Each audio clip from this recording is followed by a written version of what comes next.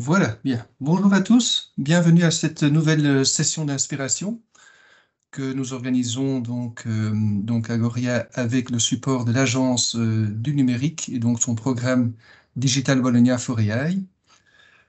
Session qui connaît à nouveau un grand intérêt vu le nombre d'inscrits. Fatalement, ça va sur un sujet assez brûlant. Et avant de laisser la parole à mon collègue Jelle Oudemakers qui va faciliter ou en tout cas animer cette réunion, je voulais faire une petite introduction sur les possibilités que vous avez en Wallonie pour avancer dans vos projets IA. Bien, euh, vous pouvez retrouver déjà sur le site agoria.be/AI toutes les sessions d'inspiration que nous avons déjà organisées. Donc, il y en a déjà pas mal qui ont été organisées. Elles sont accessibles gratuitement pour tout le monde. Vous voyez un peu les entreprises qui, à chaque fois aussi, sont venues témoigner. Il y en a même bien plus que ce qui est mentionné sur le slide. Il y a des sessions en anglais, des sessions en néerlandais, des sessions en français. Donc, c'est un bon mix bien belge, comme d'habitude. Mais c'est chaque fois une mine d'informations en fait, pour voir comment est-ce que d'autres sociétés en Belgique intègrent l'IA dans leur contexte industriel. Ça peut quand même donner pas mal de bonnes pratiques et de pièges à éviter. Donc n'hésitez pas à aller sur le site à revoir certaines de ces sessions. C'est vraiment intéressant. Je mentionne également que pour la Wallonie, dans le cadre du programme digitalwallonia.be, il y a le programme Startia. Je crois que certains d'entre vous connaissent ce programme. Ceux qui ne le connaissent pas, je le mentionne quand même assez rapidement. C'est un accompagnement dans votre entreprise par un expert IA qui a une bonne connaissance du terrain. Et donc, vous voyez ici sur le slide ce qui est abordé pendant ces 3 jours d'accompagnement. Alors, ce ne sont pas 3 jours qui se suivent, c'est 3 jours qui sont plutôt espacés sur plusieurs semaines. Et donc, au total, 3, même plus, ça peut être 4 jours, parfois peut-être 5. Mais ce sont en tout cas, c'est une belle opportunité pour faire un exercice stratégique sur ce que l'IA signifie pour votre entreprise, pour votre contexte à vous. Et donc, pendant cet accompagnement, vous allez avoir d'abord un scan de maturité, mais surtout identifier quels sont les cas, ou en tout cas des projets potentiels que vous pouvez intégrer en interne dans votre entreprise. Le but est de chaque fois bien prioriser ces use cases pour choisir le bon en fonction de votre maturité et des bénéfices naturellement que vous pouvez en retirer.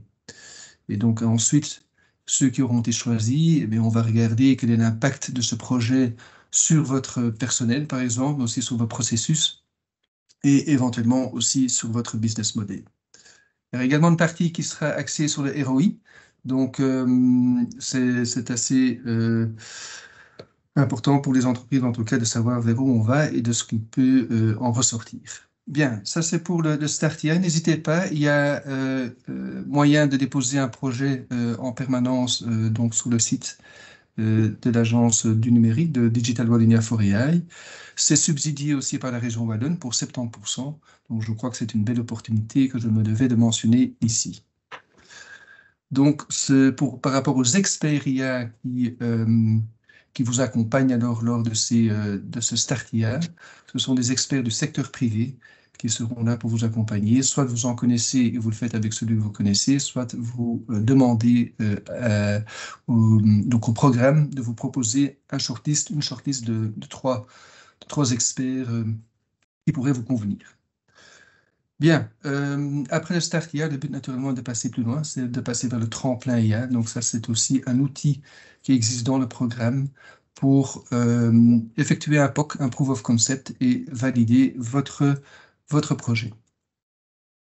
Jusqu'à présent, ce programme fonctionne du tonnerre. Il y a déjà eu plus de 330 sociétés wallonnes qui ont bénéficié de ce programme, plus ou moins, je crois, 240, 250 qui ont fait un Start IA, et les autres un tremplin IA.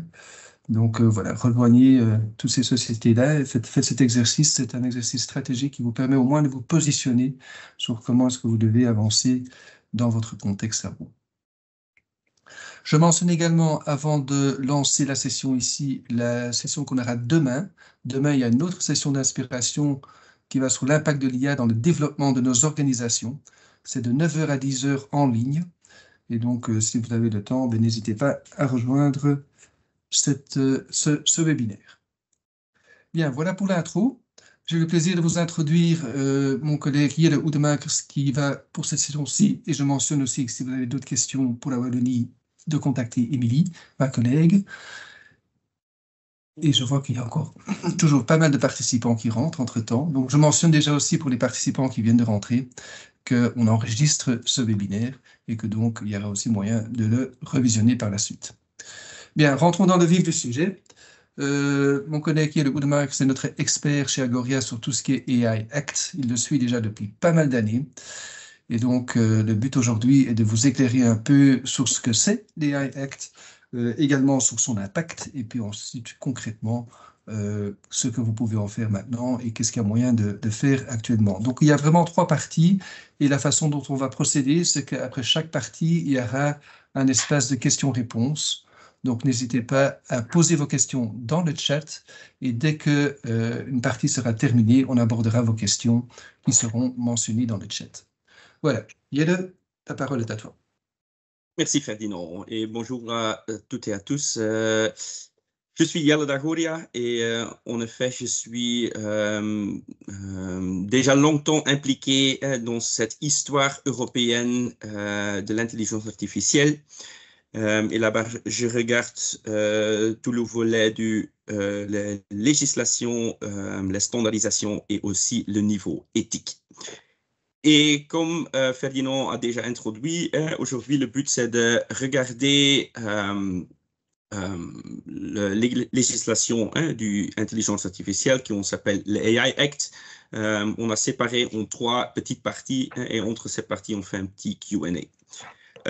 Mais aussi peut-être un petit peu de contexte. J'ai essayé de ne pas faire une présentation légale.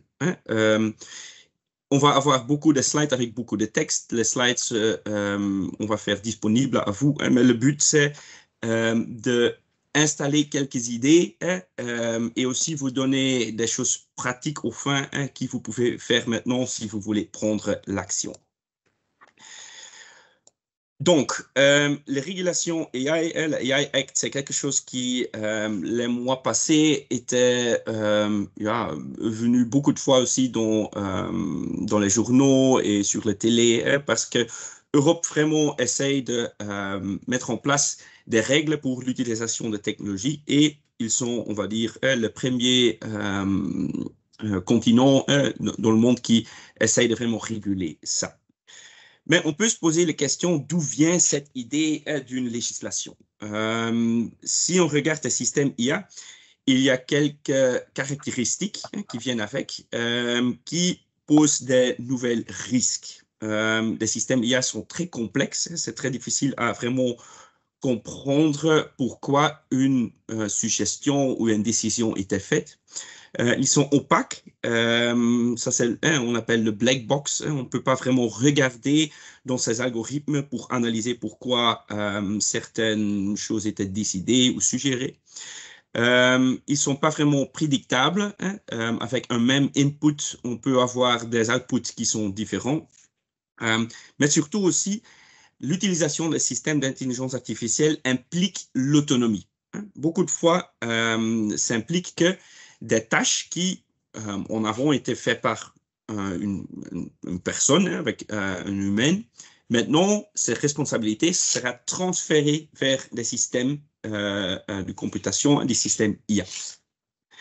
Si on regarde les risques, il y a des nouveaux risques qui viennent. Et ça, c'est l'Europe qui dit ça, des risques pour la sécurité, risques pour les droits fondamentaux, risques pour aussi notre démocratie parfois ici en Europe. Et ça, c'est l'idée, OK, maintenant, on va réguler IA pour assurer qu'on n'a pas des choses négatives qui viennent avec ces risques.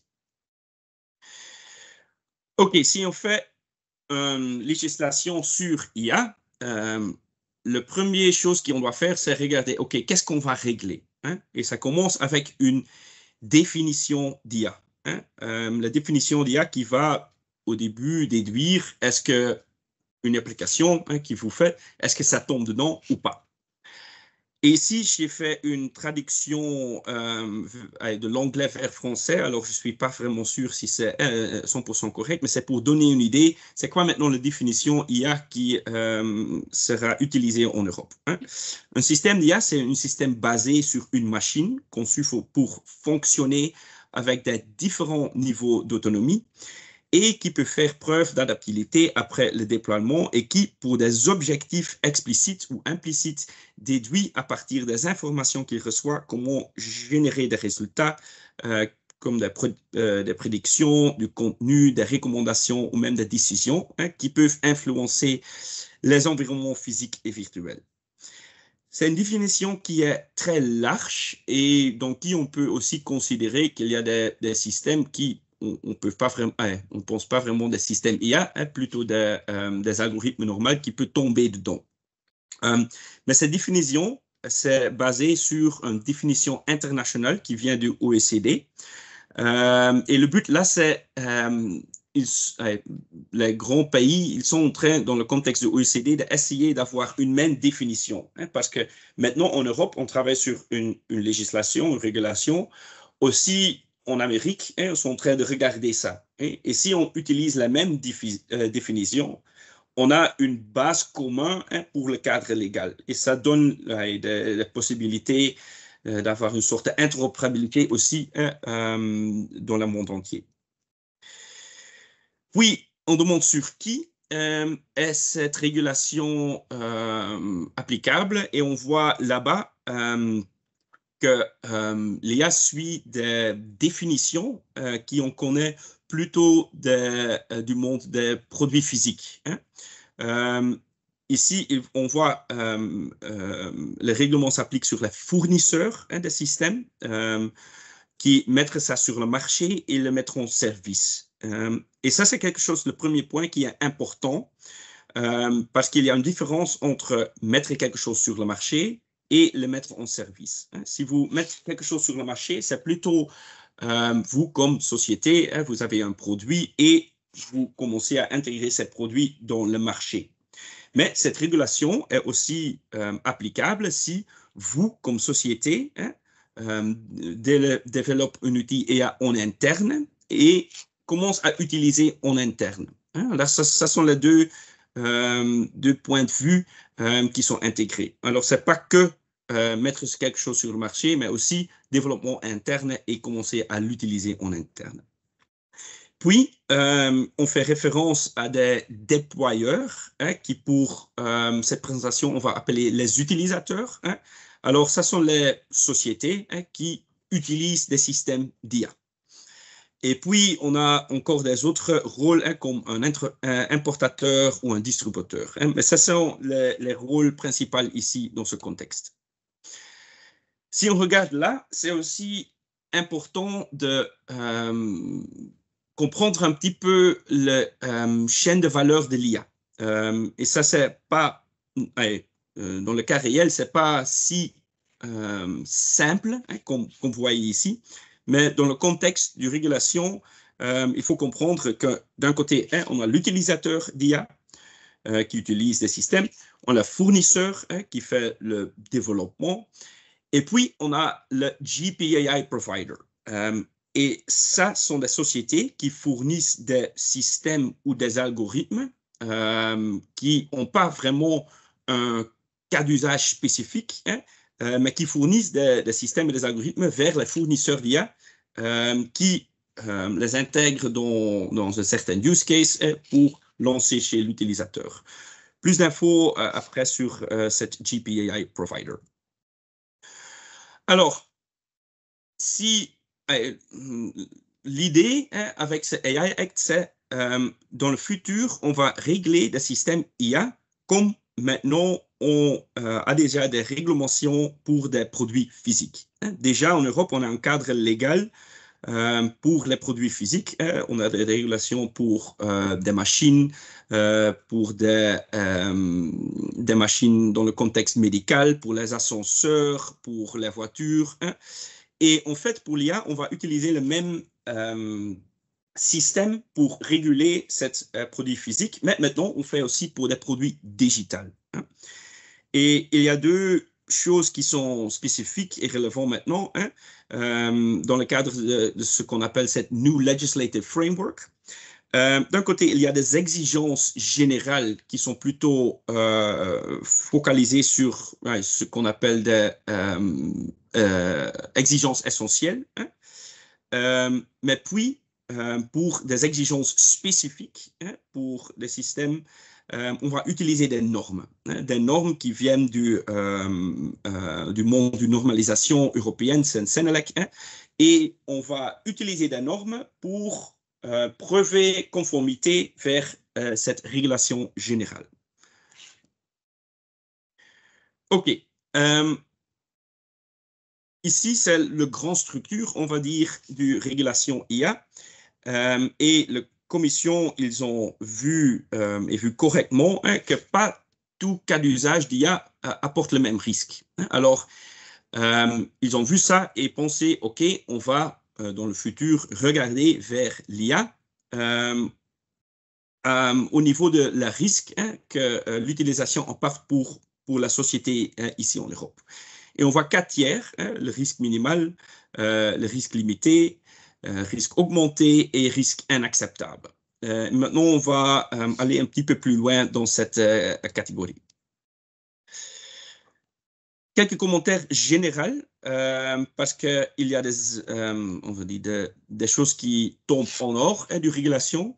D'un côté, tous les systèmes IA qui sont utilisés dans le contexte de sécurité nationale, comme défense, par l'armée, par exemple, eux, ils ne sont pas réglés par cet AI Act. Aussi, et ça c'est quelque chose qui est aussi intéressant, on va dire, le développement scientifique est aussi hors l'application. C'est seulement quand vous mettez quelque chose sur le marché ou le mettre en service que les exigences qui viennent avec doivent être suivies, mais développement scientifique, c'est en or. Puis, j'ai déjà expliqué qu'il y a des utilisateurs dans le contexte du AI Act. Ça applique que des utilisateurs professionnels. Pour des individus comme moi, si moi j'utilise un système IA, moi je n'ai pas vraiment de responsabilité dans le contexte de cette régulation. Puis on voit, c'est un AI Act, alors ça veut dire qu'il n'y a pas de transposition dans la loi belge, alors ça doit être implémenté 100%, mais il y a des possibilités pour les États membres pour aller plus loin. Et un des champs sur qui on voit la possibilité d'aller plus loin, c'est dans le cadre d'emploi. Parce qu'il y a déjà des règles sur l'utilisation IA dans le contexte d'emploi, mais on peut penser que dans le futur, certains États membres vont aller plus loin, comment l'IA sera utilisée. Et puis, et ça c'est quelque chose qui est assez récent, et aussi de notre vision, c'est très positif. Si quelqu'un fait disponible certains composants, certains systèmes ou algorithmes sous une licence open source, à ce moment, la régulation est aussi pas applicable que pour certains usages comme d'usages qui sont interdits. OK, maintenant, les risques inacceptables. Dans ce contexte-là, on voit qu'il y a une liste qui était faite par la Commission, mais qui était aussi discutée avec le Parlement et avec le Conseil. Et ils vont identifier certains use cases pour qu'ils disent dans le futur, on ne veut plus avoir ces cas en Europe. Le premier est aussi quelque chose qui on peut penser c'est logique, c'est l'utilisation d'IA pour faire du social scoring. Ça, c'est en regardant qu'est-ce qui se passe en Chine, parce que là-bas, on voit que le gouvernement utilise un système IA pour donner un score social à des citoyens. Avec ce score, on peut dédier s'ils ont accès à certains bénéfices, peuvent acheter des billets de train, des choses comme ça. Ça sera interdit en Europe. Puis, l'utilisation des techniques subliminales qui peut causer des dommages physico-mentaux. C'est quelque chose qui est défini assez général, hein, mais le cas d'usage là-bas, c'est l'utilisation d'un système IA dans le contexte du secteur de transport. Hein, quelqu'un qui conduit un camion, on peut utiliser un système IA pour faire des bips, hein, ou des signaux pour assurer que cette personne ne se tombe pas, hein, ne commence pas à dormir, hein, pour optimaliser, on va dire, la distance qu'il peut faire. Quelque chose comme ça, je pense qu'il n'y a pas vraiment beaucoup des applications comme ça, mais c'est noté ici. L'utilisation d'IA pour exploiter des vulnérabilités de certains groupes spécifiques, des jeunes, de personnes âgées, l'identification biométrique, hein, spécifiquement reconnaissance faciale dans l'espace public.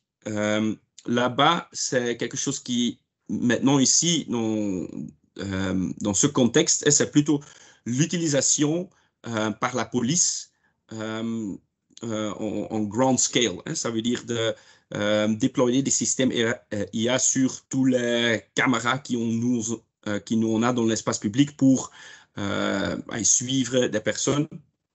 Et vous voyez là-bas aussi un astérix, parce que ça, c'était une des plus grandes discussions au niveau européen. Hein. Il y a beaucoup de cas d'usage, hein. Par exemple, s'il y a un kidnapping, s'il y a une attaque terroriste, hein, à ce moment-là, on peut l'utiliser, mais pas de manière générale. Aussi, les catégorisations biométriques des personnes en fonction de leur race, opinion politique ou religion. Puis aussi, on ne va pas avoir de predictive policing. Hein. Je ne sais pas si vous connaissez le film Minority Report, hein, mais ça, on ne va pas avoir dans le futur. Plus d'utilisation des systèmes IA pour créer des grandes bases de données de reconnaissance faciale. Et aussi l'utilisation des systèmes de reconnaissance émotionnelle dans le contexte du travail ou dans le contexte du education. Ce sont les grands cas d'utilisation qui sera interdite dans le futur. Puis, et maintenant, on vient sur la tiers qui a le plus d'impact sur des sociétés en général, mais spécifiquement aussi des sociétés belges, et c'est le tiers de haut risque. Dans le contexte de haut risque, on peut encore faire deux divisions. Et le plus facile, c'est de regarder d'un côté, partie 1, c'est l'utilisation d'IA dans des produits physiques. On a déjà beaucoup de régulations, hein, pour des produits physiques, hein, comme le directive machine, radio equipment, medical devices, des voitures. Il y a une grande liste qui était attachée dans un annexe, avec des régulations qui sont impliquées là. Et on peut imaginer, hein, que dans ces produits, dans le futur, on va intégrer des composants IA. Maintenant, qu'est-ce que Europe dit? Si dans ces produits, on va utiliser IA dans un composant ou dans le produit en total, et ce composant est une composant de sécurité, à ce moment, cette utilisation sera vue comme haut risque. Hein? Très pratiquement, qu'est-ce que ça veut dire? Si vous faites des produits physiques, hein, et ces produits sont régulés, dans ce contexte des produits physiques, beaucoup de fois, c'est nécessaire de faire une évaluation de conformité avec une partie externe, hein, qui fait cette évaluation. Si dans cette composante qui sera évaluée par cette partie externe, vous utilisez l'IA, à ce moment, ça sera considéré haut risque. La liste de la régulation, vous pouvez trouver en annexe 2. Hein, et là-bas, si vous êtes dans ce monde de produits physiques, ça sera peut-être intéressant de regarder si, hein, vous tombez sur cette annexe. Hein, et dans le futur, peut-être vous devez faire quelque chose pour conformité. Puis, on a les produits numériques. Hein, et ça, c'est des choses très nouvelles, hein, parce que c'est honnêtement la première fois que Europe fait une régulation comme cette régulation pour des produits numériques. Là-bas, on voit certaines aussi cas spécifiques qui sont identifiés. Et là-bas, on a le système d'identification biométrique. J'ai déjà dit que le système de facial recognition sera interdit dans le contexte général utilisé par la police, mais il y a certains usages, dans le contexte aussi de privé, où on peut utiliser cette technologie. Et là-bas, c'est pas illégal dans le futur, non, mais c'est haut risque. Là-bas, on voit des cas comme identification biométrique à distance, catégorisation et reconnaissance émotionnelle. Oui, deuxième utilisage, c'est accès aux services privés et services publics. Et là-bas, on voit deux cas. De côté services privés, ça fait référence à l'utilisation des systèmes IA pour calculer l'hypothèque, pour calculer le retour ou combien vous devez payer, ou même si vous pouvez avoir accès à une hypothèque. Et puis, la deuxième partie, c'est plutôt l'utilisation dans le contexte service public. Si par exemple, l'FPS Finance va utiliser des systèmes IA pour déduire si vous recevez un contrôle des personnes de taxes, ou si eux, ils veulent utiliser des systèmes pour calculer des bénéfices, à ce moment, c'est au risque. Puis, le troisième, c'est la gestion et exploitation des infrastructures critiques. Ça fait référence pour les systèmes IA qui sont utilisés dans le contexte de l'électricité, gaz, eau. Si, par exemple, les opérateurs utilisent des systèmes IA pour diriger d'où doit aller l'eau, où on doit avoir de l'électricité, à ce moment, ça sera haut risque. Puis, le contexte du travail, spécifiquement l'utilisation d'IA dans le contexte HR. Là-bas, on voit si on utilise un système IA pour l'évaluation des travailleurs, ça sera haut risque. Ou si on utilise des systèmes IA pour chercher de nouveaux employés, je pense que vous connaissez ce cas d'usage déjà, ça sera haut risque. Dans le contexte de éducation et formation, c'est un petit peu le même comme le HR. Utiliser l'IA pour évaluer des examens, par exemple, ou utiliser l'IA pour décider si quelqu'un peut avoir accès à certaines formations ou un cours d'université. Puis, migration et application du loi, presque toute l'utilisation dans le contexte du police, ce sera vu comme haut risque. Et puis aussi, l'utilisation d'IA dans la justice sera vue comme haut risque. Et tous ces cas d'usage, vous pouvez trouver en annexe 3. Puis, aussi important, c'est dans les discussions et l'évolution, une sorte de filtre était introduit.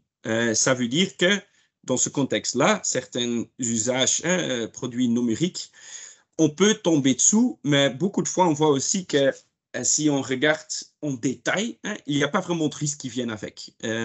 Et pour cette raison, il y a cette filtre était introduit. Alors, si vous, comme société, peut prouver que le système IA fait juste une tâche procédurale ou juste utilise pour améliorer les résultats d'une activité humaine ou pour détecter des modèles de prise de décision, à ce moment, vous tomber hors de ce niveau au risque. Il y a une procédure à suivre parce qu'il faut informer l'autorité nationale compétente, mais ça c'est positif aussi, on voit pour l'industrie. Mais ça c'est que pour les produits numériques. On voit pour les produits physiques, on ne peut pas utiliser cette filtre. Ça c'est juste pour savoir. OK, on a discuté c'est quoi haut risque. Maintenant, qu'est-ce qu'on doit faire si on tombe sur haut risque? Et là-bas, on voit une liste qui est assez longue et aussi assez complexe. Parce que comme société, on va intégrer beaucoup de choses. Et la première chose qu'on doit intégrer, c'est un système de gestion des risques. Le but, c'est si vous commencez à utiliser ou intégrer des systèmes IA, il faut analyser quels risques ces utilisateurs apportent, mais aussi assurer s'il y a un risque certain, prendre des mesures pour nullifier, on va dire, cette risque. Puis, quelque chose qui est aussi très important, c'est connecter aussi on va dire, au black box. Une gouvernance de données sera vraiment importante. Il faut vraiment créer des systèmes autour de processus autour d'un AI système pour assurer que les données sont de bonne qualité, qu'il y a des procédures pour valider, pour faire des tests, des choses comme ça. Et tout ça, il faut documenter. Puis aussi sur la documentation technique, ça c'est aussi connecté à la régulation sur les produits physiques qu'on a en Europe. Et là-bas, on voit que si on met sur le marché une machine, par exemple, on doit faire ce qu'on appelle un technical file, une documentation technique pour assurer que cette machine sera conforme. Alors, dans le futur, pour des systèmes haut risque, on doit aussi faire ça. Ce n'est pas une des documentations qu'on doit publier en public, non, c'est des documentations qu'on doit garder s'il y a peut-être un cas dans ce système ne fonctionne pas bien. Il y a la possibilité qu'il y a un contrôle des autorités nationales qui vont aller vers vous et demander vous devez me fournir cette documentation technique. Alors, nous, on peut contrôler vraiment la conformité. Puis, logging, c'est référé que c'est nécessaire de vraiment faire des processus aussi sur les bases de données qui sont utilisées pour faire la formation des systèmes, de différentes versions de cette base de données, différentes versions de ces systèmes. Pendant vraiment la cycle de vie. Aussi pour avoir une vue complète, si jamais il y a un problème, d'essayer avec cette logs de chercher d'où est-ce que ça vient. Oui, transparence et provision d'informations. Très simple, le système IA doit venir avec une notice d'emploi. Le but, c'est que les utilisateurs de ce système, qui doivent l'utiliser dans leur job, doivent savoir qu'est-ce qu'on peut faire, qu'est-ce qu'on ne peut pas faire, comment on peut utiliser ce système d'une manière appropriée. Alors, ça revient un petit peu dans... on doit faire aussi des formations, mais aussi des documentations d'instructions pour les utilisateurs. Human oversight. Ça, c'est quelque chose qui est très complexe parce que c'est assez vague, mais pour les systèmes IA haut risque, on doit mettre en place des systèmes pour assurer qu'il y a une sorte de supervision des personnes physiques qui est relevante. Ce n'est pas une supervision qu'une personne doit à chaque fois pousser un bouton vert ou un bouton rouge. Non, ça doit être une supervision qui a vraiment du valeur. Alors ça, il faut en penser et aussi installer. Et puis, robustesse, accuracy et sécurité, ça c'est aussi encore assez vague, mais les systèmes IA, si on les met sur le marché, on le prend en service, doit avoir des niveaux appropriés, on va dire, pour assurer qu'il y a assez de robustesse, précision et cybersécurité. OK, ça c'est la liste. Je reviens un petit peu plus après pour regarder comment ça sera fonctionné. Mais maintenant, je reviens sur l'assessment du conformité. Parce que dans le futur, quand l'AI Act sera applicable, on doit suivre ces exigences et on doit aussi assurer que le système sera conforme. Et là-bas, il y a deux catégories des évaluations de conformité. Le premier, c'est l'autoconformité. Ça veut dire qu'une société eux-mêmes fait le travail, suit les exigences, dans le futur implémente les standards, fait toute cette documentation technique, et puis eux, ils disent, nous, on est conforme, on peut mettre nos produits sur le marché. Pour la plupart des cas d'usage des produits digitaux, ça sera une auto-évaluation. Alors, à ce moment, ce n'est pas nécessaire d'avoir une partie externe qui vient valider la conformité. Puis, la deuxième chose, c'est vraiment conformité avec des organismes notifiés. Alors, cette conformité externe, Et à ce moment, la conformité externe doit être vérifiée par cette partie. Et ça, c'est plutôt applicable sur les produits physiques. Les seuls produits digitaux, donc il y a cette conformité externe. Est-ce que ce sont des produits digitaux qui font l'identification biométrique des personnes et aussi tout ce qui est l'utilisation d'IA dans le contexte finance pour le crédit et l'hypothèque. OK. Puis, on a les deux autres tiers que j'ai pour simplification combinée parce que c'est pas si l'impact n'est pas si grand. Pour le risque limité, ce sont surtout des systèmes IA qui font une interaction avec des utilisateurs finaux, avec des humains. Et là-bas, le but principal, c'est qu'on, comme humain, on doit toujours savoir si on est en train d'interagir avec un système IA ou avec une humaine. Hein? Alors, comme ça, les systèmes comme des deepfakes, des chatbots, doivent avoir une certaine communication avec, pour assurer que les personnes savent si c'est un chatbot ou c'est un deepfake ou un humain. Et puis, le quatrième tiers, risque faible, là-bas, on voit la plupart des utilisations d'IA. Là-bas, il n'y a pas des exigences qui viennent avec, c'est plutôt des codes de conduite qui sera développés. Alors, si vous, comme société, êtes dans cette catégorie de risque, vous pouvez dire, OK, peut-être je ne dois pas faire des choses, mais moi, comme société, je vais suivre certains standards aussi pour assurer les qualités de mon système dans cette code de conduite. OK, point final sur General Purpose AI. Cette régulation IA a été introduite en 2021. À ce moment, on ne connaît pas le ChatGPT. Hein. Mais ce qu'on voit maintenant, le ChatGPT, ça vraiment prend, ça a pris le monde en force. Et les législateurs ont vu, ça passe pas vraiment dans la législation qui on a développée. Pourquoi? Parce que c'est general purpose. Hein. Tout ce que j'ai parlé avant, c'était des cas d'usage spécifiques qui ont un certain risque qui seront régulés. Mais un general purpose système d'IA, il n'y a pas vraiment cas d'usage spécifié, alors ça a le risque de tomber en hors de régulation. Mais dans les discussions, ils ont ajouté alors des exigences aussi. Là-bas, on voit 2 tiers. Il y a des exigences pour tous les modèles General Purpose AI. Et là-bas, on voit les exigences qui sont plutôt focalisées sur assurer que les fournisseurs d'IA ont assez des infos, on va dire, pour être conformes. Parce que beaucoup de fois, si on parle du quelle donnée sera utilisée pour faire la formation d'un système, ce sera surtout au niveau du GPI provider.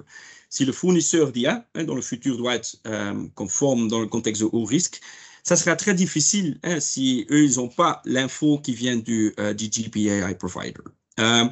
On voit aussi que ces fournisseurs doivent implémenter des choses sur le droit d'auteur et aussi faire un résumé sur le contenu qui est utilisé pour la formation. Et puis, on voit le deuxième tiers dans cette GPAI, ce sont des modèles qui ont un risque systémique. Et là-bas, ils ont mis quelques exigences techniques en avant. Mais ce qu'on voit, il y a un AI Office qui sera créé, ou qui est déjà créé au niveau européen, qui va regarder des nouveaux systèmes et modèles AI et les analyser pour peut-être dire, OK, ce modèle maintenant a un risque systémique. Si c'est un risque systémique, il y a les exigences qu'on voit avant, mais aussi beaucoup plus de notifications, beaucoup plus de documentation technique qui sera obligé de suivre. Mais ça, c'est quelque chose qui n'est pas vraiment pour nous, comme petite société belge, c'est plutôt pour les grands. C'est intéressant de savoir. OK, ça, c'est la première partie. Je ne sais pas, Ferdinand, est-ce qu'il y a déjà des questions dans le chat? Oui, en effet, on a une question de M. Caudron par rapport au slide 18, où il est noté que, y compris les paramètres d'entraînement, voilà, donc y compris les paramètres d'entraînement, on le voit quelque part sur le slide 18.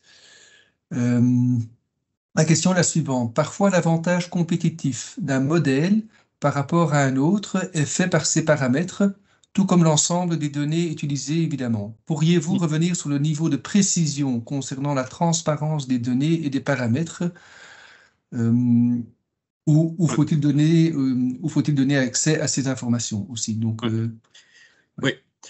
Je pense qu'il ne faut pas comprendre ça comme il faut rapporter tous les paramètres très spécifiques à les utilisateurs du système. C'est plutôt à comprendre dans le contexte, eux, ils doivent avoir assez d'infos et assez de compréhension des systèmes IA pour l'utiliser d'une manière qui est appropriée.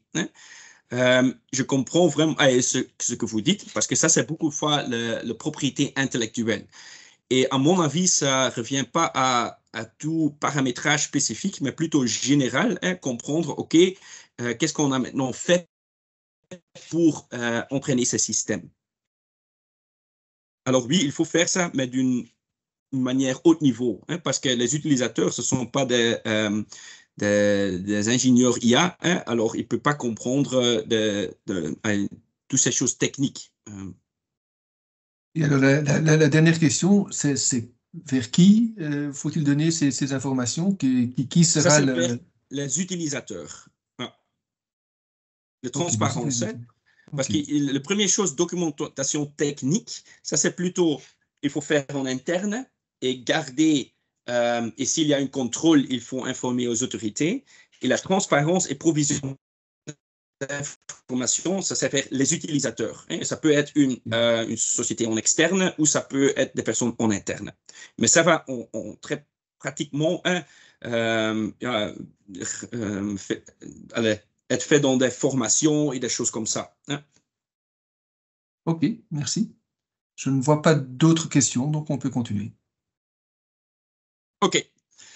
Bon, comme le petit robot, je peux imaginer que vous dites maintenant, c'est quoi tout ça? Mais maintenant, on va discuter un petit peu l'impact. Qu'est-ce que ça veut dire maintenant qu'on a un AI Act? Et ici, d'abord, on va regarder, OK, on fait l'IA, qu'est-ce qu'on doit faire? D'abord, et ça c'est peut-être logique, mais je ne vais pas l'aborder, mais c'est est-ce que vous êtes sous les définitions d'IA? Ça va prendre une analyse en interne pour regarder, OK, on tombe dedans ou pas. Puis, parce que comme je vais seulement discuter le haut risque maintenant, mais à ce moment, il faut vérifier si vos utilisations d'IA se tombent dans annexe 2 ou 3. Parce qu'à ce moment, si une utilisation tombe là, vous serez considéré comme haut risque. Et puis le travail commence. Il faut mettre il faut installer des systèmes d'évaluation de la conformité pour assurer que vous suivez les exigences. Comme j'ai dit, dans certains cas, ça sera avec une partie externe. Pour d'autres cas, c'est une auto-évaluation. Puis, mais ça, je vais parler dans un autre slide. Dans le futur, on peut utiliser des normes aussi dans ce contexte-là. À ce moment, si c'est évalué, OK, c'est conforme, il faut faire des choses administratives. Comme j'ai dit, le système IA sera réglé comme des produits physiques. Alors, ça veut dire que les systèmes doivent être accompagnés avec une déclaration de conformité. Et il faut affixer une marquage CE. Et il faut aussi registrer des systèmes IA dans une base de données européenne. Ce n'est pas registrer toutes les infos, c'est juste registrer, OK, moi j'ai mettre sur le marché ou mettre en service un système haut risque. Et seulement à ce moment, vous pouvez mettre les produits IA haut risque sur le marché. Alors, ça, c'est l'impact qu'on voit maintenant, qu'avant de mettre quelque chose sur le marché, il y a cet grand processus de conformité qu'on doit suivre. Et ce qu'on voit très spécifiquement, c'est pour des grandes sociétés, OK, mais pour des petits PME, ça sera très compliqué. Et certainement dans l'espace IA, on voit que des sociétés IA commencent avec 2-3 personnes. Et si l'IA est en effet, ils ont très vite besoin d'une quatrième pour juste assurer cette conformité. Mais ça n'arrête pas là. la prochaine étape, c'est on doit aussi suivre un système pendant sa cycle de vie. Et si jamais il y a ce qu'on appelle changement substantiel dans le système ou la modèle, il faut refaire cette évaluation de conformité. Alors, impact, beaucoup de travail de conformité avant de mettre un système haut risque sur le marché. Et là-bas, on voit certains risques qui viennent avec aussi. Oui, c'est aussi important que j'ai introduit les différents rôles. Et ça, c'est aussi intéressant pour regarder. Les rôles viennent avec les différentes responsabilités. Régulation texte des autres, oui, on voit que beaucoup de fois, les responsabilités viennent vers le fournisseur. Et ici, c'est aussi le cas. Le fournisseur doit mettre en place un système qualité, avoir la documentation technique qui est nécessaire, faire du logging, faire cette évaluation de conformité, registrer dans cette base de données, marquage CE. Tout ça, le fournisseur doit faire. Mais aussi, l'utilisateur a des responsabilités parce que le fournisseur peut faire tout comme il faut. Si l'utilisateur utilise ce système d'une manière qui n'est pas correcte, pas appropriée, il y a aussi des risques qui viennent avec. Alors, pour l'utilisateur, il doit assurer qu'il suit les instructions qui viennent avec ces systèmes, assurer qu'il y a une supervision humaine, aussi détecter de nouveaux risques et s'il sait ça, rapporter vers le fournisseur, rapporter des cas graves, mais aussi il faut continuer à suivre les autres obligations légales parce que c'est pas le RGPD, c'est encore applicable. Et puis, je n'ai pas mis ici, mais ça vient avant, aussi les fournisseurs de General Purpose AI ont des exigences. Intéressant pour savoir, une société peut être le fournisseur et l'utilisateur. Dans certains cas d'usage, si vous, comme société, faites le développement interne et le met en service interne, vous êtes les deux. Vous êtes le fournisseur et l'utilisateur. Oui, comment est-ce qu'on peut arriver vers de conformité? Et là-bas, on voit l'importance des normes qui viennent. Comme j'ai dit, il y a des exigences, mais des exigences sont assez générales. Et comme j'ai expliqué, on utilise le New Legislative Framework. Il y a des exigences générales, mais puis la commission dit, OK, si vous, comme société, suivez ces normes, on assume que vous, comme société, êtes conforme. Et ça, c'est un travail qui est en train maintenant et pour le futur sera très relevant pour l'industrie parce qu'on connaît ça déjà du produit physique, mais aussi pour l'IA, on va avoir des normes sur robustesse, sur transparence, sur logging, sur qualité, sur la gestion des risques, sur gestion du qualité. Alors, tout ça est en train de développer. Et c'est quelque chose qui, pour vous, dans le futur, sera vraiment la réponse vers, OK, qu'est-ce que je dois faire maintenant pour être conforme? L'IA avec le texte, on va dire, est fini, mais il y a beaucoup de choses, honnêtement, qui sont aussi pas encore claires et ça aussi a un impact négatif parce qu'on voit que ça donne une certaine insécurité et on ne sait pas vraiment ce qu'on doit faire spécifiquement. D'abord, j'ai déjà dit, les définitions larges et il y a des différentes interprétations. Alors, la question, est-ce qu'on utilise IA ou pas? Puis aussi, la liste avec les produits numériques qui sont haut risque, c'est aussi assez général. Et on voit certains cas d'usage qui touchent un petit peu parfois à un cas d'utilisation, mais qu'est-ce qu'on fait avec ça normalement? Alors, c'est pas très facile à évaluer, OK, est-ce que je tombe non maintenant ou pas? Puis, le contexte du mise sur le marché ou mise en service, c'est quelque chose on connaît pour des produits physiques, mais c'est très nouveau pour des produits digitaux. Et on sait pour des développements des systèmes IA, on a beaucoup d'itérations. On commence avec un petit POC, on le met en production, puis on fait l'évaluation et c'est un développement qui tourne. Alors, la question, c'est, OK, à quel moment est-ce que je dois être conforme à les exigences? Et là-bas, on voit, on attend du commission, des guides, comment interpréter ça. Et puis, on a vu qu'il y a des exigences. Si vous mettez quelque chose disponible en open source, vous tombez en or. mais ce n'est pas vraiment spécifié c'est quoi l'open source. Hein. Alors, ce sont des petites choses qui on doit savoir hein, pour avoir du certainté légale. Autres impacts, il y a un office qui sera créé au niveau européen, l'AI Office, qui va regarder les évolutions IA.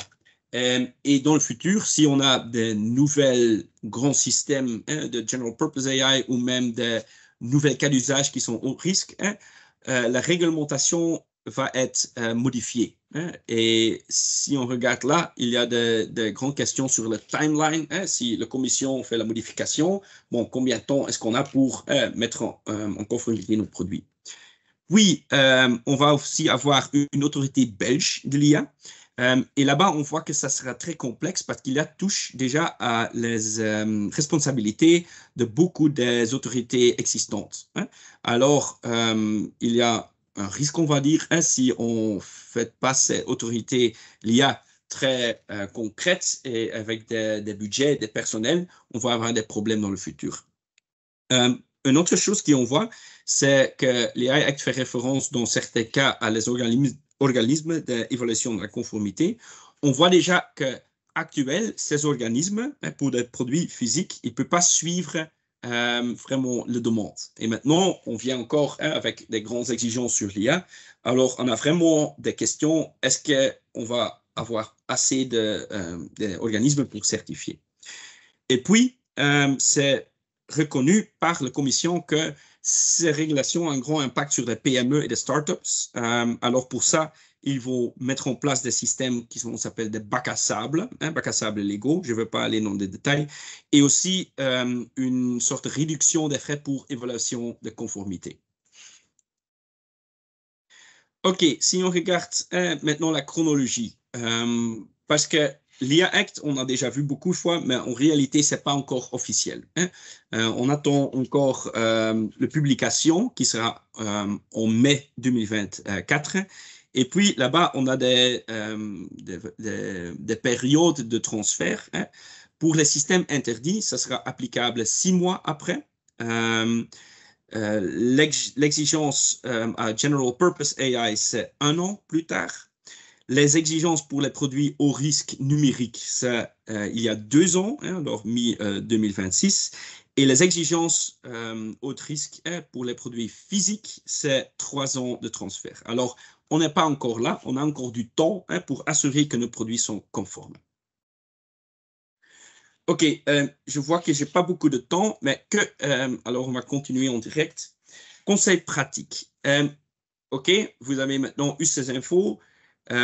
Qu'est-ce que vous pouvez faire maintenant? D'abord, c'est la première étape, c'est commencer à identifier, OK, quel système d'IA est-ce que nous, en interne, utilise déjà? Hein, avoir un vue sur ça. Mais aussi, est-ce qu'on déjà met sur le marché certains systèmes? Hein? Alors, comme ça, il peut vraiment déterminer est-ce que cette régulation a un impact sur nous ou non. Une considération qui sera utile, c'est peut-être penser à intégrer une sorte de catalogue pour avoir une vue claire sur des algorithmes internes. Puis aussi, connaissez votre rôle et les exigences qui viennent avec.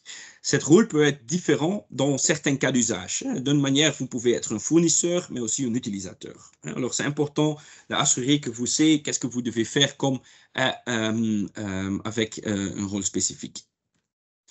Puis, commencez à travailler sur la documentation. Et là-bas, votre guide, hein, on va dire, c'est l'annexe 4. L'annexe 4 spécifie quelle documentation il faut avoir en interne. Ça, c'est en interne, si jamais il y a un contrôle d'une certaine autorité. Et là-bas, c'est peut-être la première étape pour regarder, OK, dans ce contexte de cette annexe, qu'est-ce que j'ai déjà et qu'est-ce que j'ai pas hein, pour faire cette analyse. Et en général, je pense, mais ça c'est peut-être un best practice, mettre en place une sorte de gouvernance autour des données et autour d'IA. Puis, pensez à créer des sortes de formations hein, ou déjà des notices d'utilisation pour des personnels qui utilisent des systèmes d'IA, hein, si ça se relève ou pas. Parce que déjà en mi-2025, hein, ça sera une une exigence pour tous les systèmes IA.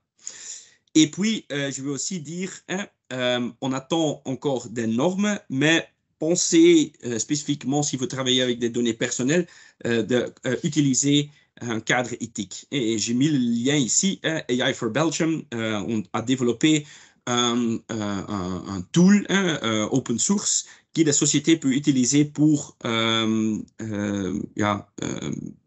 intégrer le développement éthique dans des projets IA.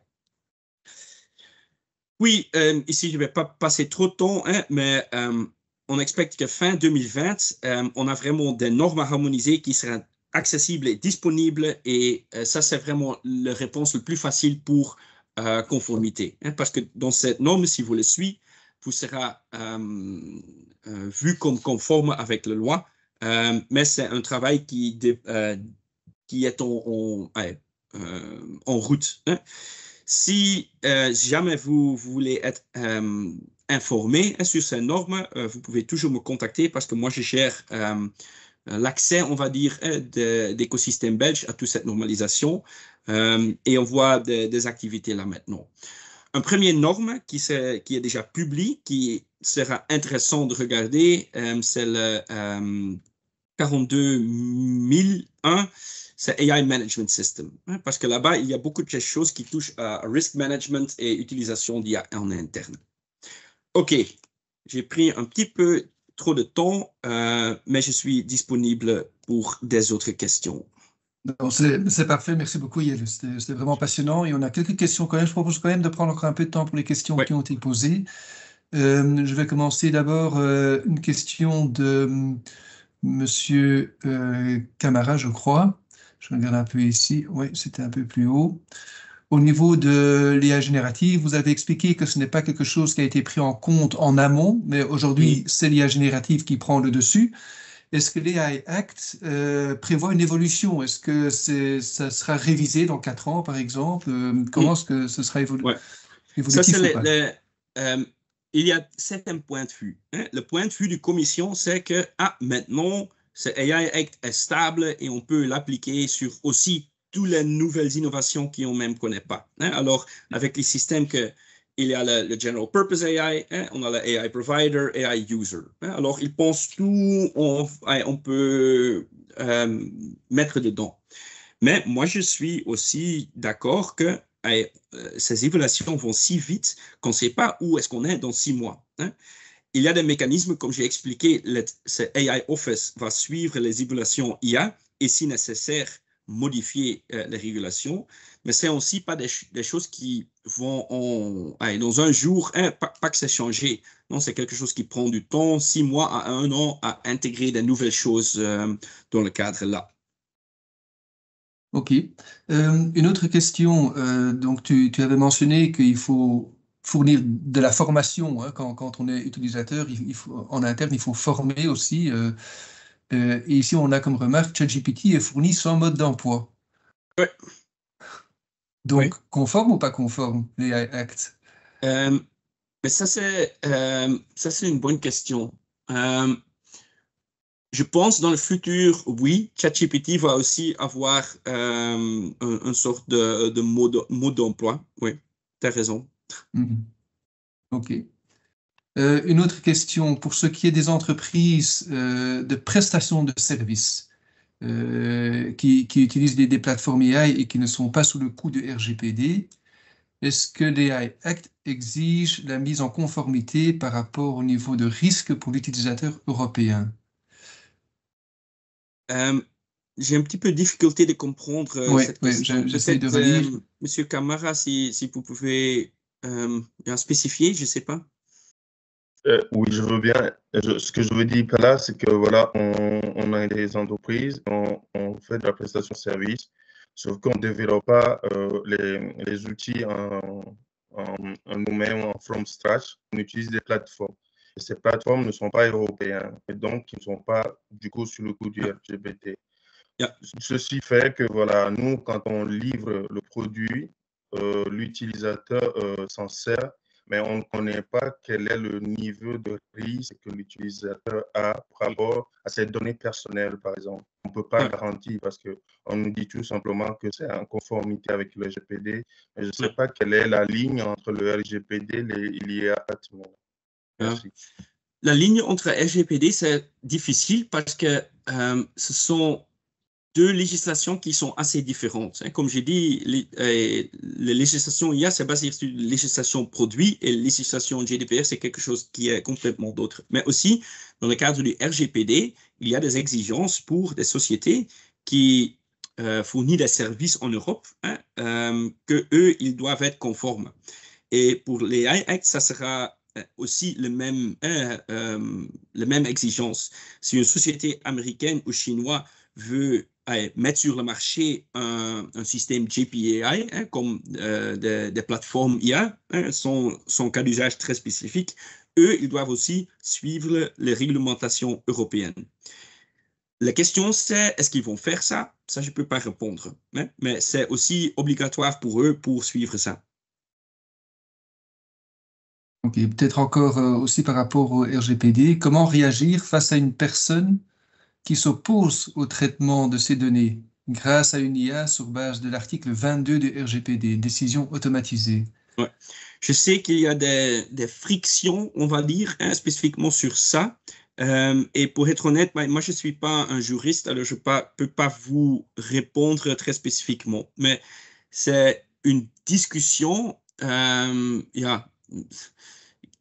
on ne sait pas vraiment comment faire ça. Parce que d'une manière, tu peux opposer, mais dans le contexte du AI Act, il n'y a pas vraiment un mécanisme, on va dire, qui est vers les personnes finales, qu'il peut faire un opt-out d'une AI. Ça, c'est pas vraiment intégré dans le AI Act. Alors, pour moi, c'est logique que le RGPD, as higher priority, et là-bas, c'est réglé, c'est pas vraiment spécifié dans l'AI Act. Ok, merci. Mais je crois qu'on voilà, on a vu toutes les questions qui ont été posées. En tout cas, merci pour pour vos interactions et pour votre intérêt pour ce workshop, pour ce webinaire. Merci beaucoup, Yael, pour toutes ces informations assez détaillées, assez fouillées. On voit encore qu'il y a pas mal de choses qui doivent évoluer, mais on voit quand même qu'au niveau timing, ça approche quand même tout doucement. Donc, ça veut dire qu'il faut tout doucement quand même commencer à se mettre en règle. Je remercie tous les participants. Merci beaucoup. N'hésitez pas à participer à la session de demain sur l'impact de l'IA dans le développement de nos organisations. Et je vous donne rendez-vous pour les prochaines sessions que nous organisons. Merci et à la prochaine.